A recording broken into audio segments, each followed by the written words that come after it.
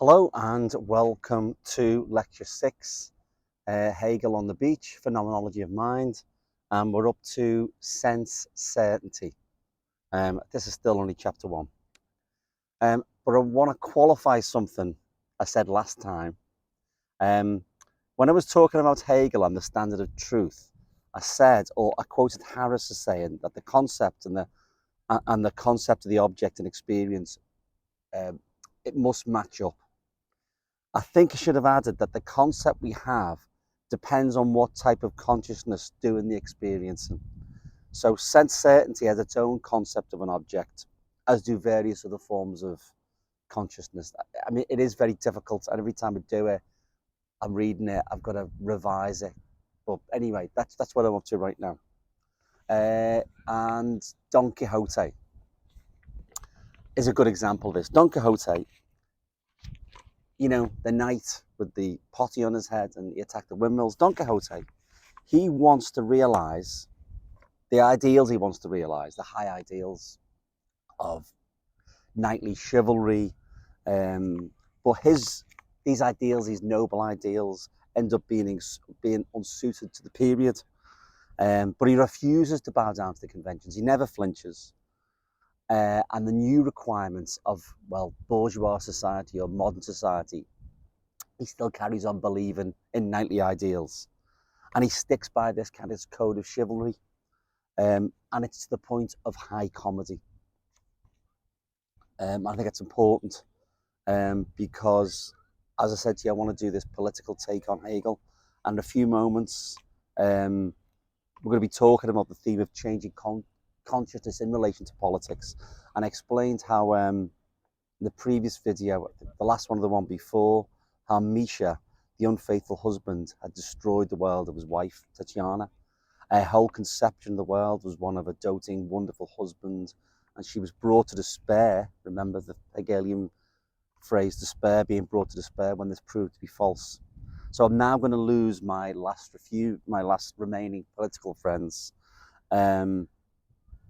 And in politics, a good example of this is persevering with ideas that have failed or are false or don't help us, would be the example of Jeremy Corbyn. So he achieved his quixotic ideals in the era of time. The Soviet Union was still a superpower, and its influence was felt all over the world in liberation movements in the Middle East, South America, Cuba, you name it. In the same way that Don Quixote defended the vanished concept of knightly chivalry, Corbyn defends a way of thinking. It's timeless, but it's conditioned.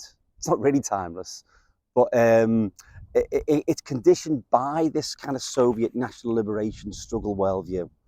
And that way of understanding the world, it entered into a crisis when the Soviet Union collapsed. Nevertheless, it still persists. And a crisis doesn't necessarily have a resolution or a happy one. These ideas, these old ideas, hang around like a bad smell, in effect. And the Morning Star, for example, in the United Kingdom, that's the only left-wing newspaper, the only one, daily one. And it publishes these anti-Ukrainian pieces on a daily basis. And it's a similar type of thing as that Corbyn has. Now, Corbyn's quixotic ideas, they're a comedy for Cervantes. They're a comedy in a novel, but they're tragedy today. In a way, it's turning, it's as Marx said. So Corbyn said NATO was an aggressor in relation to Russia, and just before the Russian invasion of Ukraine, he said that there was a military. This is a week before. We need to stop this escalation. That the military is building up on both sides, meaning on the Ukrainian side, people digging trenches to avoid being castrated is the same as a Russian army invading the country. So this both sidism. He also said it's the US that's leading the way on this. So it's just so easy to see these quotes on the internet. And recently he gave an interview to an Iranian-backed news outlet. He says, this is probably more interesting than me moaning about Corbyn, about placing his views. So this is what he said: if the UN can't negotiate a ceasefire between Russia and Ukraine, bring somebody in who can. The African Union, the League of Arab States. So, stepping back a minute, right? Bring in. Who brings the African Union in? Who? This is the God's eye perspective, or the Dick Dastardly and Muttley perspective. You know Dick Dastardly and Muttley? There's a cartoon with the dog and the evil Dick Dastardly, and Dick Dastardly says, "Do something, Muttley." Someone somewhere should do something because it's really bad, and somewhere up there, an alien or God or someone should do something. And it's essentially trying to bring in an outside force. I mean, again, it's who is this outside force? Somebody bring them in. God? Who is it? Who is it? And it's the view from nowhere. And I think the Hegelian view is a different view. Look, all we've got are people in trenches, digging trenches, fighting against the Russian aggressor. All we've got is solidarity. We don't have an outside force. We don't have a God to come in and impose his view. We don't have a Jeremy Corbyn or these supranational bodies. Yeah, you've got the United Nations, but you haven't got these bodies that come and say, come on, guys. And that's his view. It is an incredibly childish and incredibly dangerous, and it's an incredibly persistent view. So in a sense, that's why I was motivated to do the videos. Much of the left, I see it, has a set of abstractions, bad abstractions, that can't really begin to understand the changed existence of the world outside their own heads. And as Hegel said, this very famous phrase, he said, the real is the rational. So people being castrated in Ukraine and incinerated by mobile units, if your abstractions can't deal with that, if you've got to say, wait a minute, there's a Nazi over there, can you see? I mean, if that's your abstractions lead you to that, then your abstractions have failed. And I think that's what this book's about. It's about dealing with the persistence of abstractions, the persistence of old ways of thinking, and it's not dealing with the future. And it hurts people as well. So I mentioned, I might be going a bit too far here, but I did mention Hegel and Napoleon in the first video, and I said how Hegel saw him on horseback, and he said, oh, he's like the world spirit. Maybe overdoing it, but I think what he meant was that Napoleon, despite his drawbacks, and Hegel did point out many of the drawbacks of the terror and stuff like that, he said that basically it represented really important progressive historical change. And my view, and I'll put it out there, is that Zelensky represents the same.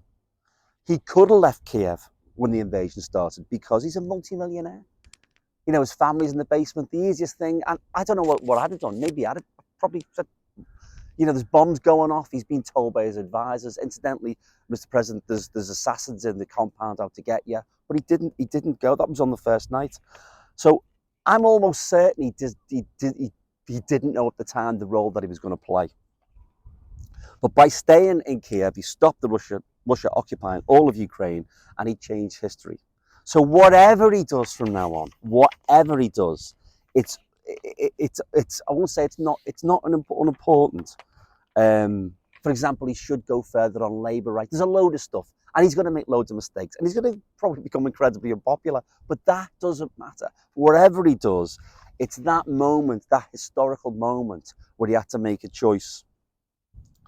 And one of the reasons why people stand up and cheer him, it's not him. I think it's just he embodies the struggle of freedom against tyranny.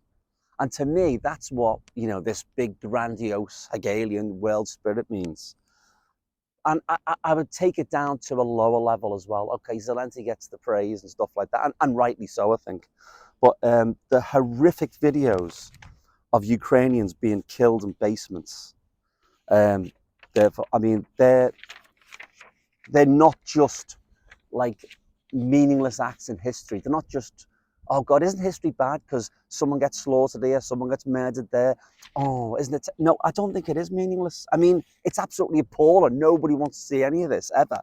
But these individuals symbolize like this world spirit, which means progress, the struggle, not abstract progress. I mean, the struggle for human rights, the struggle for dignity, and like freedom, freedom, as I said last time, it's not abstract freedom. Freedom means freedom from something. You can't understand freedom unless you mean someone might take you into a basement and garrote you. So these things are absolutely, they're tangible, they're real things. And they're not fighting for money, of course. They're dying, and sometimes in incredible pain and on video, while the perpetrators are gloating. Because, I mean, like I said, there is such a thing as progress. These people don't die for nothing. It's not an abstraction. And if humanity does have an essence, then that's it. Those people are that essence. I think that's what we have to take from that. And these people, some of them won't be on video. Some of them will be, as we speak now on this lovely sunny day in Crosby. Some of them will be in basements, being thrown into, incinerated and so on. So the struggle against torture, the struggle for freedom until the last breath, I think that represents what Hegel's getting about with the term progress. Progress doesn't just mean getting more technology now. It means what the human's about, what we're about, collectively and individually. At times, I feel Hegel should have called this book "How to Piss Off Your Reader." And the last time, I quoted Hegel saying he'd bring us to despair, and he does on occasion, more often than not. And when you read Hegel, you kind of understand some bits. Your eyes scan over the page, and some of it goes in, and some of it just carries on flying across your eyes. Some of his books are actually very readable. For example, The Philosophy of History. Incidentally, when I was last doing the video, this bloke to my left was shouting at the top of his voice. Again, you didn't pick it up, but you can hardly hear yourself think. And when you need to kind of work your way through difficult ideas, even with notes, it doesn't help. So it makes it more difficult to approach Hegel, to approach anything. But anyway, I'm back, of course, I'm back here, and we're going to move on to the section about consciousness and sense certainty, as I promised, so we're here now. So it's called, in the Cambridge translation, I think, done by, I've forgotten his name, is it Pippin? Anyway, it's done, I'll catch up next time. It's called Sensuous Certainty, or the This and Meaning Something. This is paragraph 90. Knowing, which is initially our object, or immediately, can be nothing but immediate knowing of the immediate, or what is. Likewise, we ourselves have to conduct ourselves immediately or receptively. We therefore are to alter nothing in the object as it presents itself, and we must keep our conceptualizing it apart from our apprehending of it. And Harris says this about, which I think is kind of ironic again. I think Hegel's being ironic there. As the introduction indicated, we must not talk about starting. We must simply begin with what is familiar, with what is known so well that is taken for granted. We do not start like infants, knowing nothing but with the first knowledge that we expect our children to acquire. We start with the truth standard that is the elementary criterion of human sanity. To know subsisting objects by their right names is the elementary mode of Wissen, that's knowing in German. Even this uncomprehending apprehension is different in 1805 than it was, for instance, at the time of Augustus. Let's suppose, for argument's sake, this is Harris, that it's a dark, overcast, stormy night. Suddenly, there's a bright flash which frightens our 4-year-old. What was that? Only a flash of lightning, we say. The comforting quality of our certainty comes from all the experience that we have. That includes our implicit, popular scientific understanding of thunderstorms. If we still believed in the god Jupiter, our certainty would be just as absolute, but much less comforting. So the point is that our certainty, whether it comforts the child's alarm or increases it, is equally absolute and categorical. We know what this is, or more accurately, what that was. So that's pretty straightforward, I think. So I think Harris is clear on that. 91, paragraph 91. The concrete content of sensuous certainty permits itself to appear immediately as the richest cognition. However, this certainty, in fact, yields the most abstract and the very poorest truth. According to the view of healthy common sense, our immediate sense experience is a direct contact with what is, just as it is. carrying on with 91. For its part, consciousness only is in this certainty as the pure I, or within that certainty, the I is only the pure this, and the object likewise only as pure this. I, this I, am certain of this item, not because I, as consciousness, have thereby developed myself and have variously set my thoughts into motion. Certainly, both of the already noted thises, namely a this as an I and a this as an object. Okay, so I mean that again starts out relatively clearly, and then it just again it's like the that like squelchy bit there, trying to walk through the squelchy bit of the it's just a nightmare, isn't it? So sense certainty has two presuppositions. It presupposes that there's an I, this is my take, and there's a this. So it's not a value immediate form of experience. It's not immediate. There's an I and there's this. There's two things. 92. I'll see if this makes sense. It turns out that neither the one nor the other is only immediately and within sensuous certainty. Rather, both are mediated. I have certainty through another, namely the item, and this likewise is within certainty through another, namely through the I. So, okay, that's a bit clearer, isn't it?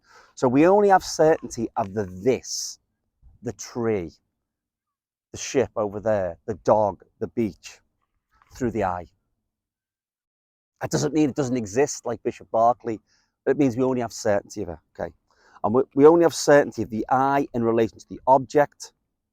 The I, in a sense, only experiences anything because of the object. Sense certainty seems to be a common sense view, but it's actually a very self-conscious way to look at the sense certainty, the immediate grasp. It's so there's a tree. Sense certainty is saying, well, I know there's a tree through the absolute certainty of my senses. But it makes two different points and not one. Sense certainty implies that you can't make a mistake. If you look at a tree and you see that in fact it's a bush, I don't mean sense, if we do it, we go, oh, it's not a tree, it's a bush, okay. We've got to use reflective judgment to do this. So you go, oh, I see now, it's got no trunk. Oh, those leaves aren't the right way around and it's got a different configuration. Oh, yeah, it's not a tree, it's a bush, okay. And at our first glance, we thought it was a tree.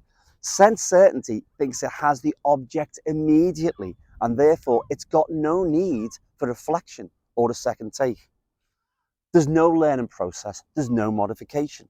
We've got the object immediately, and sense certainty takes itself to be the immediate truth in the here and the now, to have immediate truth of the world. It doesn't acknowledge that understanding what is out there is challenging.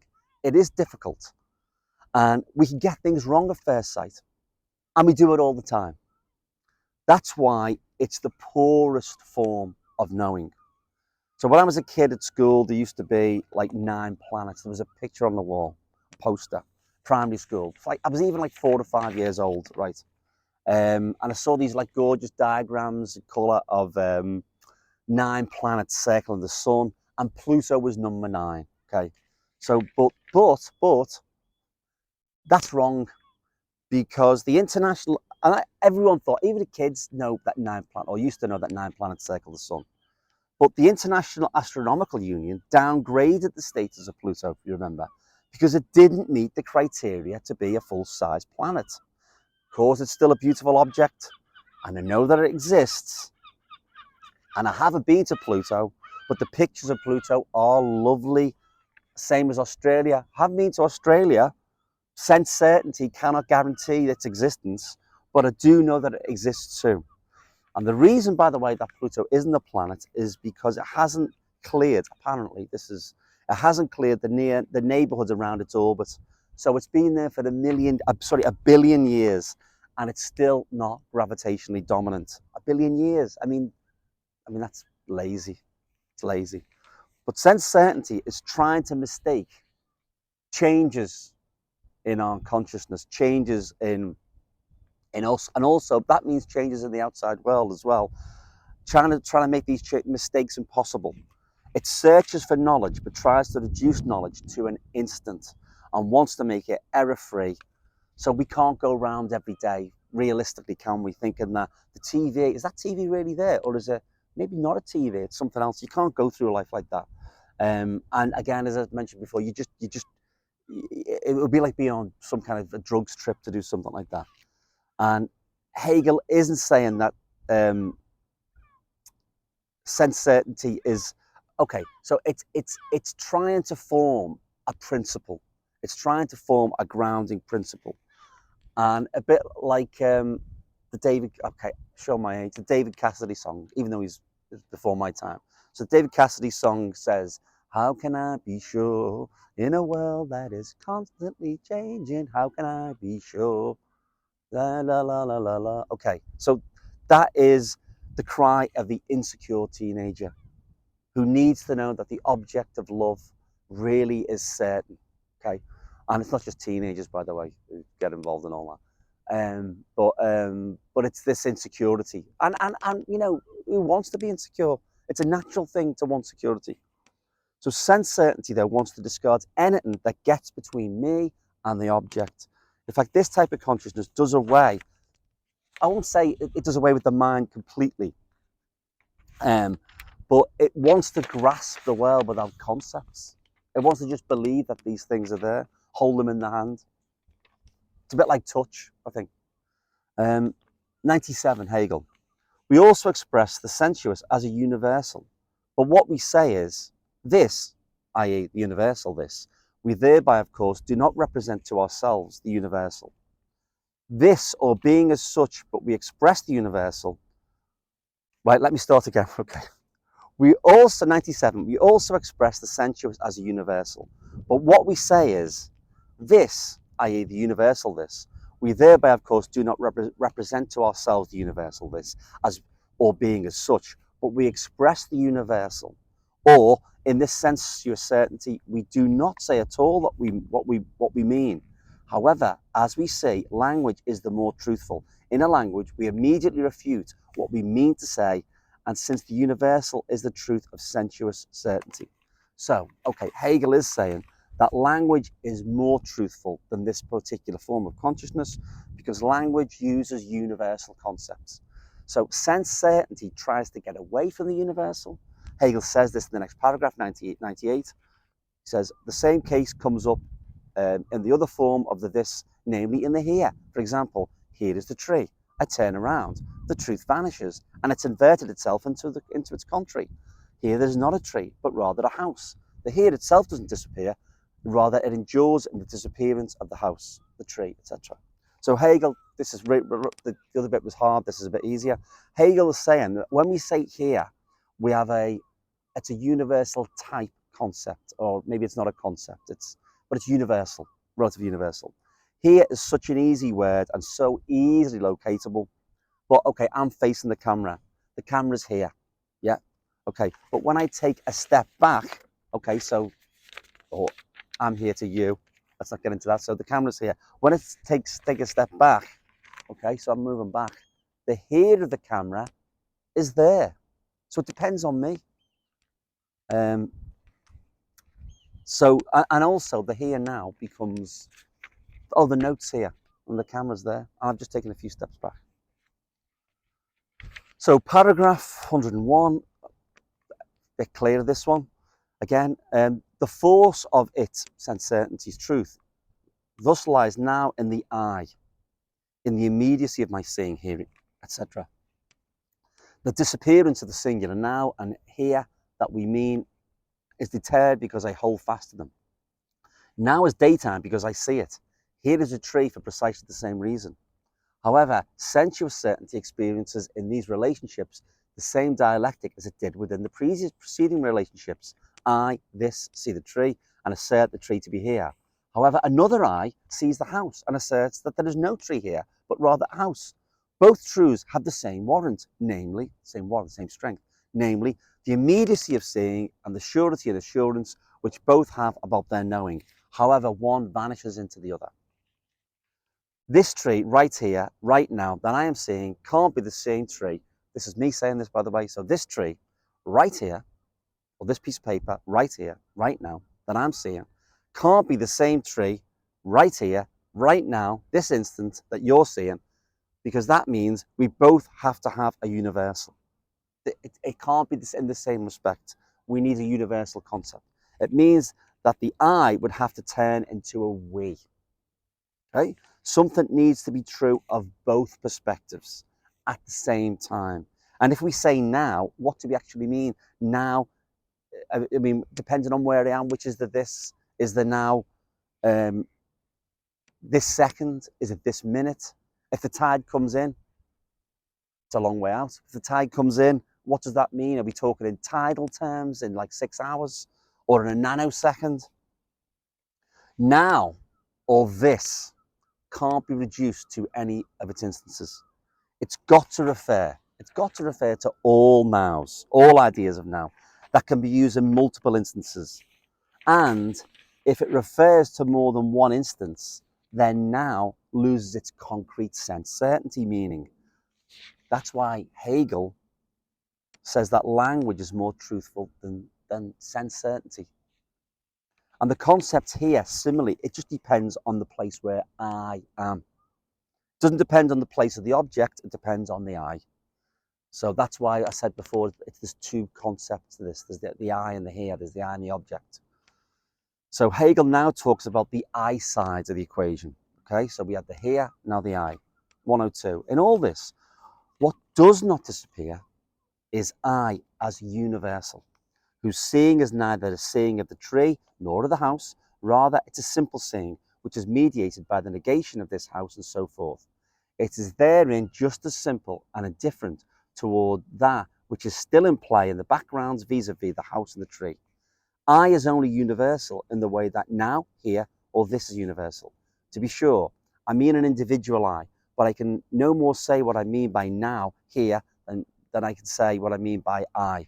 While I say this here and this now, or a singular, I say all thises, all heres, all nows, and all singulars. 110. Those who set up such assertions in line with the previous remarks also immediately say the opposite of what they mean, a phenomenon that is perhaps best able to bring them to reflect on the nature of sensuous certainty. By saying here and now, we end up saying the opposite. Here no longer refers to just my conception of here. It has to be the actual concept of here that everyone can understand and everyone could subscribe to. It's not just an immediate sensation. So, and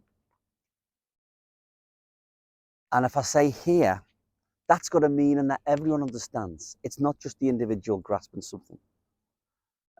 It's not just me standing on the spot and shouting egotistically, here, here, here, here, me, I know this, I know this. So here varies with context. Sense certainty here, it can't produce a context-free here or a context-free now. And that's what it's about. Hegel is bringing context to this type of consciousness. Unless, of course, you're the only person in the universe, and we know that's not the case. So Hegel and, this type of idealism is not about, as I said before, the individual, this cosmic individual mind. Okay, so next time, we're going to be moving on to perception. I'll look back at the video and see if there's anything wrong, but let's just move on, and then you can skip bits that are just too, and I can skip bits that are too difficult. Okay, so from Crosby, see you later.